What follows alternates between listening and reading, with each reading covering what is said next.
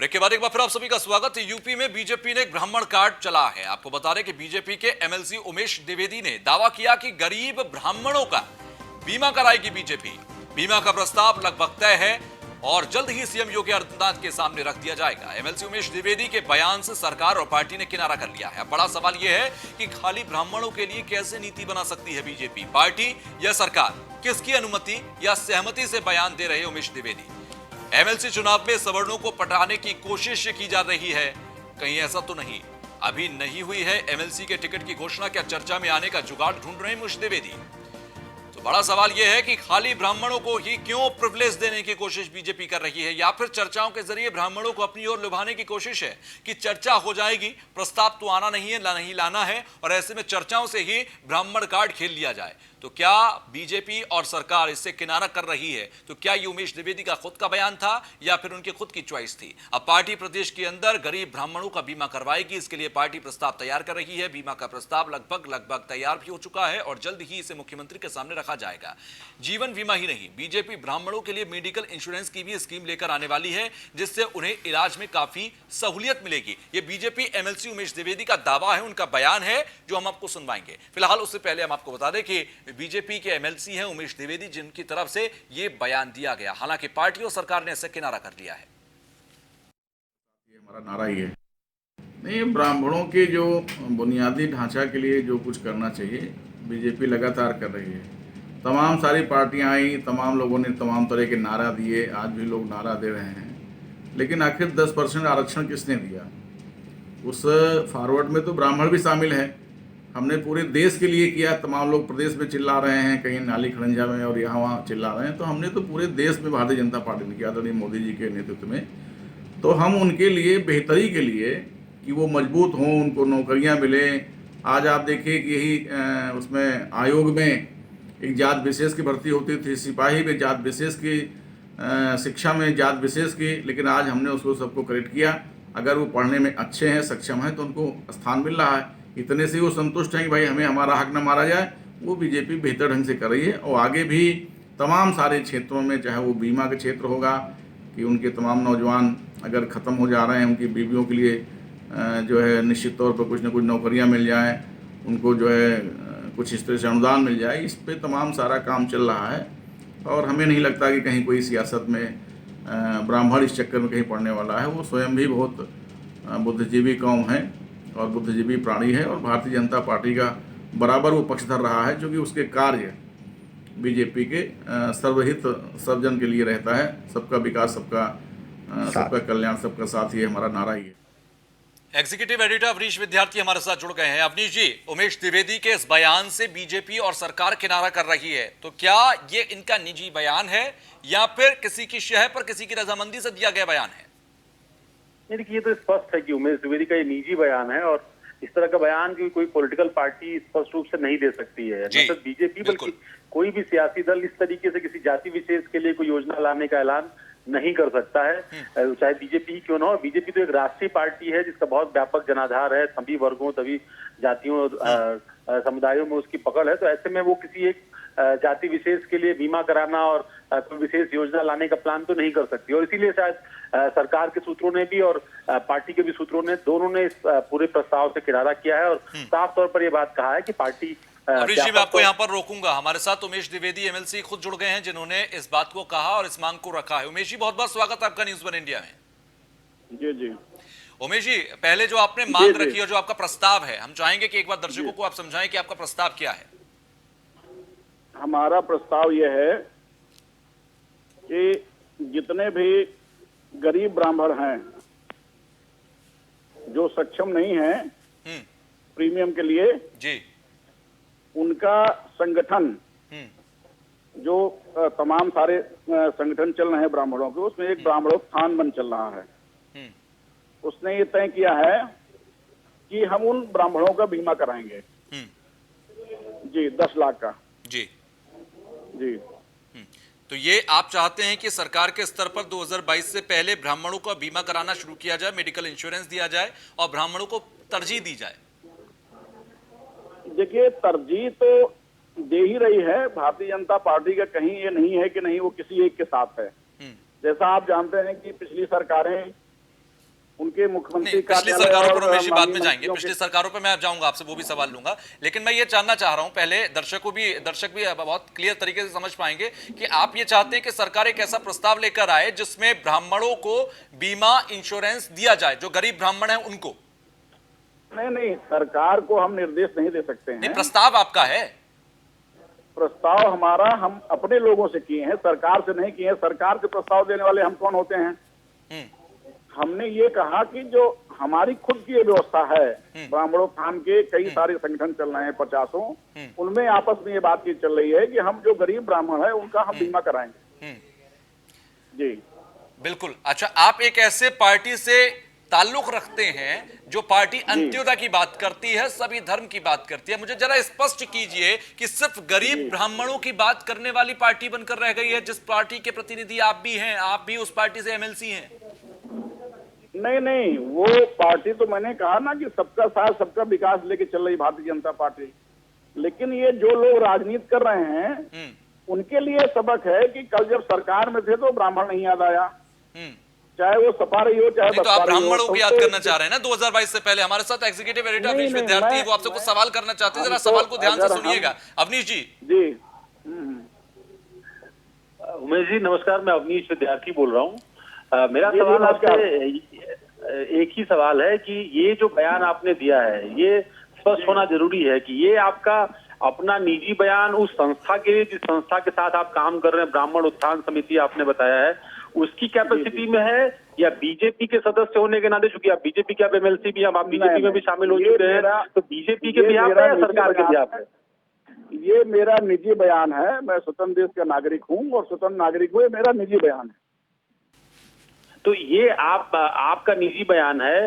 ये जो आपने रोड मैप बताया है कि आपने ब्राह्मणों, जो गरीब ब्राह्मण है उनका बीमा कराने का आप जो ब्राह्मण उत्थान समिति बता रहे हैं ये प्रयास करने जा रही है, तो कितना आंकड़ा है आपके पास जिस आंकड़े पर आप पहुंचे, इतने लोगों का आप उत्तर प्रदेश में जो है बीमा करवाएंगे, और क्या ये निःशुल्क होगा या इसमें आप कुछ उनसे सहायता रकम भी लेंगे?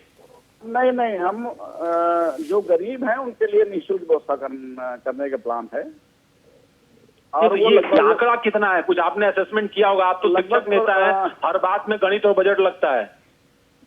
लगभग प्रदेश में जो गरीब है वो लगभग 1 करोड़ के आसपास है। तो 1 करोड़ ब्राह्मणों का बीमा आपकी संस्था कराने जा रही है? हाँ, प्लान कर रही है, कराएगी। प्लान होगा तो कराएगी। मतलब अभी ये कागज में ही है, अभी जमीन पर उतरने में बहुत समय है। हाँ, या फिर आप भी उसी राजनीति की बात कर रहे हैं जैसे दूसरे दल वाले परशुराम की मूर्ति लगाने की बात कर रहे हैं, उनकी छुट्टी देने की बात कर रहे हैं? केवल ये पॉलिटिकल स्टंट तो नहीं है, आप लोगों का चुनाव भी आने वाला है, बहुत सारे लोग इस नजरिए से भी इसको देख रहे हैं। लगाने की, पॉलिटिक्स करने की, मैंने तो शायद हमारा ये पहला बार आप बयान सुने होंगे। काम हम बहुत कर रहे हैं, हमारा बयान पे विश्वास नहीं है, हमारा काम पे विश्वास है। बयान वो लोग दे रहे हैं जो जब वो सत्ता में थे तो उस समय उनका जो कार्य था वो एक जाति विशेष के लिए था, चाहे मुख्यमंत्री कार्यालय रहा हो चाहे मंत्रियों का, एक जाति विशेष के लिए काम हुआ। 97-58% सूची जो है बनकर एक जाति विशेष, एक जिला विशेष की सूची बनती थी, वो वाले हम नहीं है, हमें काम पे विश्वास है। तो उमेश साहब, जरा सवाल का जवाब तो ये भी दीजिए, क्योंकि आप जनता के प्रतिनिधि हैं, जनता के बारे में सोचते हैं, और जनता की जब बात होती है तो ब्राह्मण, दलित, ये सब नहीं होता, जनता होती है। तो क्या आप एक धर्म विशेष, एक विशेष समुदाय के ही सिर्फ नेता हैं, ये मान ले क्या आपके इस योजना के बाद, इस प्रस्ताव के बाद? नहीं, हम धर्म विशेष के, जाति विशेष के नेता नहीं हैं। लेकिन जो निधि है, जिनको आवश्यकता है, नहीं तो गरीब होता है ना सर, उसमें ब्राह्मण दलित क्या होता है? आपने कहा गरीब ब्राह्मण, तो गरीब दलित को आपके इस बीमा की जरूरत नहीं है, फिर मैं ये मानूं? नहीं, बीमा की सबकी आवश्यकता है, लेकिन जो उनके उत्थान विशेष के लिए संगठन बने हैं वो तो उनका ही पहले करेंगे, बाकी सबका करेंगे। नहीं, मैं आपकी बात करूं। आपने कहा ना कि मेरा जो खुद का विचार है, मेरा जो संगठन है, मैं जिस संगठन से जुड़ा हूं, तो आप जिस संगठन से जुड़े तो आपका प्रस्ताव हो गया, फिर आपकी सोच हो गई। हमारे संगठनों की ही ये पॉलिसी है ना, वही बता रहे हैं कि हमारे संगठनों की ये पॉलिसी है। तुषार, इनसे पूछिए कि फिर आयुष्मान योजना का क्या होगा? वो योजना तो गरीबों के लिए बनी है, सभी गरीबों के लिए बनी हुई है। भैया, आयुष्मान तो बहुत अच्छी योजना है, आयुष्मान में कोई हमने टिप्पणी की क्या? उमेश जी, आप फंसे, आप अपने शब्दों में और अपने बयान में फंस गए हैं। आप देखिए, जनता के प्रतिनिधि हैं, और आप गरीब ब्राह्मण, आप कोट कर रहे हैं बार बार कि गरीब ब्राह्मण, यानी कि गरीब आपकी नजर में दलित नहीं होता, गरीब आपकी नजर में कोई और समुदाय का व्यक्ति नहीं होता, गरीब से ब्राह्मण होता है जिसको इस मेडिकल की जरूरत है, इस इंश्योरेंस की जरूरत है। ये तो मैंने कहा ही नहीं कि गरीब आपने कहा सर, मैं आपका बयान सुनवा दूं, मैं आपका बयान सुनवा दूं आप ही को, क्योंकि अब तक आप समझ गए, क्योंकि पार्टी की तरफ से भी हम सुबह से आपके तमाम पार्टी के प्रवक्ताओं से भी जुड़ रहे हैं, उन्होंने तो आपके बयान से किनारा कर लिया सीधे तौर पर। अब आपको लग रहा है कि ये बयान आपने दिया और अब आप फंस गए हैं, तो आप पलटी मार रहे हैं। ना कोई अगर कोई पलटी मार रहे आप, हमारे शब्दों में कोई हेर फेर हो रहा हो तो बताएं। सर बिल्कुल हो रहा है हेर फेर। अभी आप इसी बात से गुरेज कर रहे हैं कि मैं गरीब ब्राह्मण नहीं बोल रहा। एक तरफ आप बोल रहे हैं कि जो गरीब ब्राह्मण है उनके लिए हम ये लेकर आएंगे योजना, हम इस तरीके से प्रस्ताव लेकर आएंगे, हम इस तरीके से अपनी संस्था के जरिए काम करेंगे, तो आप पलट तो रहे हैं इसको, और इसके अलावा क्या किसको पलटने को बोलते हैं? भाग नहीं रहे हैं। जो स्वयंसेवी संस्थाएं हैं वो स्वतंत्रवादी की तरह काम करती हैं, तो उसमें किसी को क्या आपत्ति हो सकती है? कोई आपत्ति नहीं है सर, लेकिन मेरा सवाल आपसे ये है कि आप एक प्रतिनिधि हैं। जी अवनीश जी, मैं ये कह रहा था तुषार, उस संगठन से मैं जुड़ा हूँ ब्राह्मणोत्थान मंच से, तो उसका जो उद्देश्य है, उसके जो लक्ष्य है, उससे हमें बताने में क्या दिक्कत है? बिल्कुल बिल्कुल अवनीश जी। तुषार, मैं ये कह रहा था कि उमेश द्विवेदी पहले शिक्षकों के नेता के तौर पर मशहूर थे, उसी के तौर पर उन्होंने एमएलसी का चुनाव जीता और काफी संघर्षशील नेता थे, लगातार पत्रकारों के भी संपर्क में रहते थे अपने संघर्ष को लेकर के, और इसी सरकार से बहुत सारी शिकायतें थी। कुछ समय पहले वो बीजेपी में शामिल हुए हैं और अब चूंकि राजनीतिक मंच पर उनकी उपस्थिति हो गई है, अब इस राजनीति से रूबरू होना पड़ेगा उनको। अगर उन्होंने ब्राह्मण कार्ड खेलने की कोशिश, सवर्ण कार्ड खेलने की कोशिश, या किसी प्राइवेट संस्था, जो एक निजी संस्था है, उसके माध्यम से कोई प्रयास ये कर रहे हैं, उसको सामने लाने की कोशिश की है। देखिए उमेश जी, अब इस तरह के राजनीतिक बयानों और आरोपों का सामना तो आपको करना ही पड़ेगा। आप अपना जवाब दीजिए। और जनता भी बहुत समझदार है सर, 2 मिनट में समझती है। उसके लिए हम तैयार हैं, लेकिन जो लोग सत्ता में थे जिस समय, उस समय जो ब्राह्मण की बात नहीं करते थे, आज हम बड़े बड़े बयान कर रहे हैं, तो उसे लेना चाहिए कि आखिर उस समय आप क्यों नहीं बयान दे रहे थे? उस समय आखिर ब्राह्मण प्रेम कहाँ था आपका? नहीं, लेकिन इससे पहले आपने भी कभी ब्राह्मणों का सवाल नहीं उठाया, इसीलिए सवाल उठ रहा है बार बार। मैं रोकता हूं आप लोगों को। यहाँ पर संतोष पांडे हमारे साथ पूर्व एमएलए सपा से जुड़ गए हैं। संतोष जी, बहुत बहुत स्वागत आपका। जी धन्यवाद धन्यवाद। संतोष साहब, बीजेपी के एक एमएलसी हैं उमेश द्विवेदी जी, हमारे साथ लगातार फोन लाइन पर जुड़े हुए। उनका कहना है कि हम अपनी एक संस्था के जरिए गरीब ब्राह्मणों को इंश्योरेंस और बीमा दिलवाएंगे।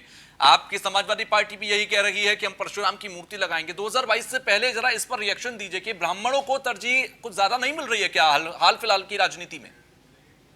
मैं आपके माध्यम से, द्विवेदी जी अगर हमारी बात सुन रहे हो तो मैं उनसे सवाल पूछना चाहता हूं कि एकाएक ऐसा क्या हो गया कि आपको गरीब ब्राह्मणों की इंश्योरेंस कराने की चिंता सताने लगी? क्या आपने अपने दल के नेताओं से बात की कि नहीं की? अरे कहीं आप पे ही कार्रवाई ना हो जाए, इस तरह की बात आप बोल रहे हैं। और मेरा ये मानना है कि हमारा जो समाज है, हमारा समाज हमेशा त्याग किया है। हमारे भगवान, आराध्य भगवान परशुराम जी की मूर्ति की बात हमारे राष्ट्रीय अध्यक्ष जी ने की, और हमने अपने चिरंजीवी परशुराम चेतना पीठ के माध्यम से लगाने की बात। तो हमें बड़ी खुशी है कि तो आप भी तो सर वही कर रहे हैं ना, आप भी तो वही कर रहे हैं कि जो आपकी पार्टी की लाइन है आप उसको एक दूसरे संगठन से जोड़कर आप उसको आगे बढ़ा रहे हैं। बात ये होगी, देखिए निजी संगठन है सफाई देने के लिए, और जनता को बताने के लिए होगा कि समाजवादी पार्टी ने ये किया। चाहता हूँ इस मुद्दे पे मैं 2 साल से काम कर रहा था जी, और क्योंकि मैं समाजवादी पार्टी का पूर्व विधायक रहा हूँ, मेरे बड़े भाई भी पूर्व विधायक रहे हैं समाजवादी जी। हमारे भगवान हमारी आस्था के, हमारे समाज की आस्था का केंद्र हैं, हमारे आराध्य देवता हैं। हम लोग पहले से भगवान परशुराम जी की मूर्ति लगाना चाहते थे। तो ये तो संयोग है कि भगवान परशुराम जी। सर ये संयोग नहीं है, दरअसल आपकी विचारधारा को जो प्रोजेक्शन मिला है ना अभी, वो इसलिए मिला कि 2022 के चुनाव करीब हैं और आपके इस विचारधारा वाले जो लोग हैं, जो समाज में लोग हैं, उनका वोट बैंक जुटाया जा सके। राजनीति में, मैंने आपके माध्यम से बताया कि मैं देखा जाता है। 2 साल से काम कर रहा हूँ और भगवान परशुराम जी की हम लोग पूजा बचपन से करते आ रहे हैं। उनके प्रति मैं आपकी निजी आस्था का पूरा सम्मान कर रहा हूं, मैं आपकी निजी आस्था, निजी विचार को आपको बहुत अच्छे से मान रहा हूं, लेकिन पार्टी अगर उसे तरजीह देने लगी तो आप मैं आपको बता रहा हूं, मैंने हमारी विधानसभा में लम्हुआ में एक भव्य मंदिर भगवान परशुराम जी का अभी बनाया है, 7 महीना पहले निर्माण शुरू हो गया था। बिल्कुल। और वो मंदिर मैं आपको उद्घाटन करूंगा तो आपको बुलाऊंगा, विजुअल भी भेजूंगा आपके पास। बिल्कुल। लेकिन ये जो उमेश जी कह रहे हैं, इनसे पूछिए, कहेंगे ही कि कराएंगे भी, और अगर कराते हैं तो क्या इनका दल, इनका नेता, इनका जो आज मौजूदा समय में नेतृत्व है बीजेपी का, योगी आदित्यनाथ जी, क्या इनकी इस बात को स्वीकार करेंगे? आज अभी मुझे पता लगा, जी भी तो यही कह रहे हैं। आज मुझे पता लगा कि आपको मैं बताते क्लियर करता हूं संतोष जी, मैं थोड़ा आपको क्लियर करता हूं, थोड़ा माफी के साथ रोककर। उमेश साहब का साफ कहना है कि इसका पार्टी से, सरकार से कोई लेना देना नहीं है, ये मेरी निजी संस्था के द्वारा किया गया प्रयास होगा। लेकिन बीजेपी के एमएलसी है तो बीजेपी के बात पर तो प्रोजेक्शन हो गई, जैसे आपके परशुराम के जरिए हो रहा है। उमेश जी हमारे भाई हैं, उमेश जी ब्राह्मणों के प्रति संवेदना रखते हैं, तो मैं इनका स्वागत करता हूं। और ये जो काम कर रहे हैं, ये करें तो मैं भी उसमें सहयोगी बन जाऊंगा, वो कोई दिक्कत नहीं। समाज का जो भी काम करेगा मैं उसका स्वागत करूंगा, दलित चिंता से हट के मैं बात कर रहा हूँ। लेकिन मैं एक बात आपको बताना चाहता हूँ कि अभी एक हमारे यहाँ के पूर्व मौजूदा विधायक हैं लम्हुआ के, देवमणि जी, उन्होंने आज सरकार से सवाल किया है, वो बीजेपी के ही एमएलए हैं, कि सरकार ये बताए कि आरटीआई उन्होंने डाला है कि सरकार बताए कि ब्राह्मणों की कितनी हत्याएं हुई हैं, उनको कहाँ न्याय मिला है। उन्होंने ये सवाल किया है कितने लाइसेंस ब्राह्मणों ने अप्लाई किए, उनको कितना लाइसेंस आपने दिया है। उन्होंने सरकार से पूछा है कि आप ब्राह्मणों की रक्षा के लिए क्या काम करने जा रहे हैं। जब सरकार का ही विधायक सरकार से सवाल पूछ रहा है इतना कड़ा, तो सरकार की हालत और इनकी कार्यशैली और ब्राह्मणों के प्रति इनका जो लगाव है उजागर हो रहा है। साहब, मैं केवल इतना ही कहूंगा आपसे कि इस सरकार में जिस तरह से हमारे समाज को दबाया और कुचला जा रहा है, मुझे आज तक कोई भी सरकार ऐसी नहीं दिखी पूरे देश में जो इस तरह से एक पढ़े लिखे समाज के साथ, एक ऐसे समाज के साथ जिसने समाज को। ठीक है संतोष साहब, आपकी सारी बातें, उमेश शाह की सारी बातों का जवाब सिर्फ एक शब्द है जो हमारे दर्शक भी समझते हैं, वो है राजनीति। क्योंकि जब जब चुनाव आए हैं तब तब धर्म जात पर इसी तरह की चर्चाएं हुई हैं और तब तब इसी तरीके के ऐलान हुए हैं, लेकिन उसके बाद जनता होती है, उसमें सवर्ण, दलित, ब्राह्मण कुछ और नहीं होता, जात पात नहीं होती, जनता गरीब होती है या फिर जरूरतमंद होती है। अवनीश हमारे साथ जुड़े हुए हैं, आप दोनों का बहुत बहुत शुक्रिया। अवनीश जी हमारे साथ जुड़े हुए हैं, आखिरी सवाल मैं उनसे लेता हूं। अवनीश जी, क्या ये उत्तर प्रदेश की राजनीति का दुर्भाग्य है कि यहां चुनाव सिर्फ और सिर्फ धर्म जाति के आधार पर होंगे? बिल्कुल, ये दुर्भाग्य ही आप कहेंगे, क्योंकि इतनी बड़ी सत्ता, इतना बड़ा मैंडेट पाने के बाद, चाहे वो सत्ता में बैठा हुआ दल हो या विपक्ष का भी दल जो सत्ता में रहा बहुत बड़े बहुमत के साथ, और सभी वर्गों, सभी समुदायों, सभी जातियों का उसको वोट मिला, ऐसे में जब वो सत्ता से बाहर होते हैं तो फिर वो उन्हीं जातियों, उन्हीं वर्गों, उन्हीं छोटे छोटे सेक्शंस के बीच में जाने लगते हैं और उनको लुभाने के लिए अलग अलग तरह के ऐसे खोखले वादे करने लगते हैं तो शायद वो कभी जमीन पर ना उतार पाए। जैसे ओबीसी को आरक्षण देना, अल्पसंख्यकों को आरक्षण देना, कितनी बार सरकारों ने अल्पसंख्यकों को आरक्षण देने की कोशिश की, अदालत में मुंह की खानी पड़ी। जो अति पिछली 17 जातियां हैं उनको एससी कोटे में शामिल करना, कई तरह के ऐसे प्रयास अलग अलग पॉलिटिकल पार्टियों ने अपने घोषणा पत्रों में शामिल करके जनता को लुभाने के लिए किए, लेकिन वो वादे कोरे साबित हुए क्योंकि नियम कानून के परे थे। और शायद इसी तरह का प्रयास और भी सियासी दल कर रहे हैं, कोई अपना व्यक्तिगत टिकट बचाने के लिए करता है, कोई अपनी राजनीतिक जमीन बचाने के लिए।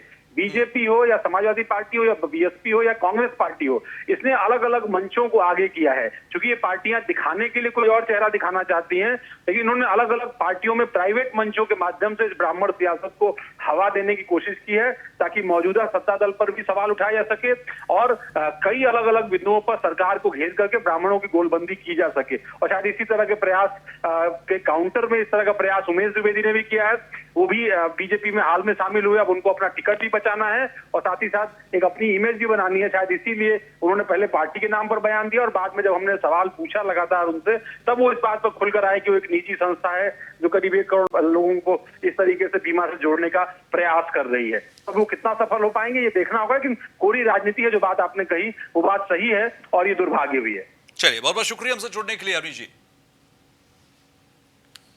चलिए खबरों में आगे बढ़ते हैं। कल बीजेपी विधायक दल की वर्चुअल बैठक है और विधानसभा सत्र को लेकर महत्वपूर्ण बैठक होगी। कल सभी विधायकों का कोरोना टेस्ट भी होगा।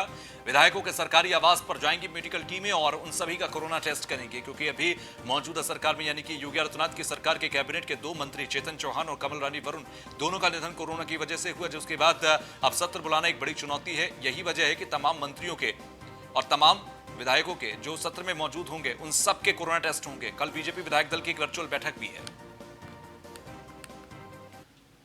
तो वहीं पश्चिम बंगाल के वीरभूम जिले में स्थित शांति निकेतन की विश्व भारती यूनिवर्सिटी में बवाल चल रहा है। एक मेला ग्राउंड के समीप दीवार निर्माण का स्थानीय लोग विरोध कर रहे हैं।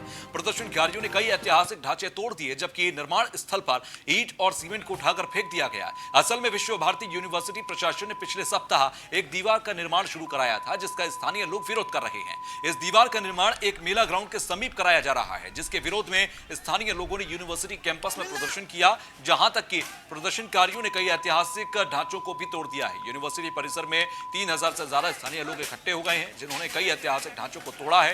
दीवार के निर्माण के लिए रखे ईंट सीमेंट को भी उठाकर फेंक दिया गया। इस दीवार का निर्माण यूनिवर्सिटी परिसर के बाहर से आने वाले लोगों के रोकने के लिए किया जा रहा है। प्रदर्शनकारियों ने पास में खड़ी जेसीबी मशीन को भी नुकसान पहुंचाया। अभी तक जितनी दीवार बनकर तैयार हुई थी उसे स्थानीय लोगों ने तोड़ दिया। साथ ही उस इलाके के जितने ढांचे थे सबको प्रदर्शनकारियों ने तोड़ फोड़ दिया। शांति निकेतन में करीब 100 बीघा के करीब जमीन खुली हुई थी, जहां किसी प्रकार की रोक टोक नहीं थी। इस ग्राउंड पर मेला लगता था, जिस ग्राउंड पर पौष मेला लगता था उसके आसपास परिसर के निर्माण के लिए 61 लाख रुपए मंजूर किए गए थे।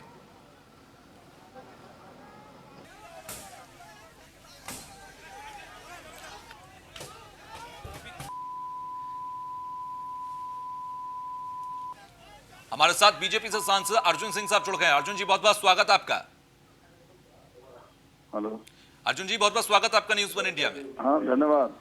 सर, जिस तरीके का ये बवाल चल रहा है एक दीवार को लेकर, अवैध निर्माण को लेकर, इस पर आपका पहला रिएक्शन चाहूंगा मैं। देखिए, पश्चिम बंगाल के अंदर लॉ एंड ऑर्डर कुछ नहीं है। सरकार पूरी तरह से फेल हो चुकी है। वीरभूम में आज कई दिनों से ये समस्या चल रहा है, लेकिन सरकार की कोई भूमिका ही नहीं है उसके अंदर। उल्टे सरकार के जो वहाँ के विधायक हैं, विधायिका हैं मैडम, वो खुद भी इसमें शामिल हैं। तो बंगाल के अंदर इस तरह को आज आप दिखाई दे रहा है, लोग रिएक्ट किए हैं इसलिए दिखाई दे रहा है। ये सारा बंगाल में यही इसी को सामने रख के कहीं सिंडिकेट चलाना, कहीं सप्लाई करने के लिए पैसा लेना, और रोज कहीं भी पुलिस की कोई भूमिका सिर्फ एक ही काम में रह गई कि कैसे विरोधियों को पुलिस फॉल्स मामले में डाले, जेल में डाले। सब कई ऐतिहासिक निर्माण तोड़ दिए गए, ये सबसे बड़ा मुद्दा होना चाहिए। वहाँ बोले ना कि पुलिस की कोई भूमिका ही नहीं है, पुलिस खत्म है, पुलिस का लॉ एंड ऑर्डर खत्म है, पुलिस का कोई काम ही नहीं रह गया, सरकार का कोई काम ही नहीं रहेगा। सरकार का काम है सिर्फ कि जो सरकार के विरोध में बोले उसको जेल में डाल दो। ये अघोषित इमरजेंसी बंगाल में चल रहा है। बट सरकार का पुलिसिंग खत्म हो चुका है, पुलिस और गुंडे एक साथ काम कर रहे हैं। ठीक है, चलिए, बहुत बहुत शुक्रिया हमसे जुड़ने के लिए अर्जुन साहब।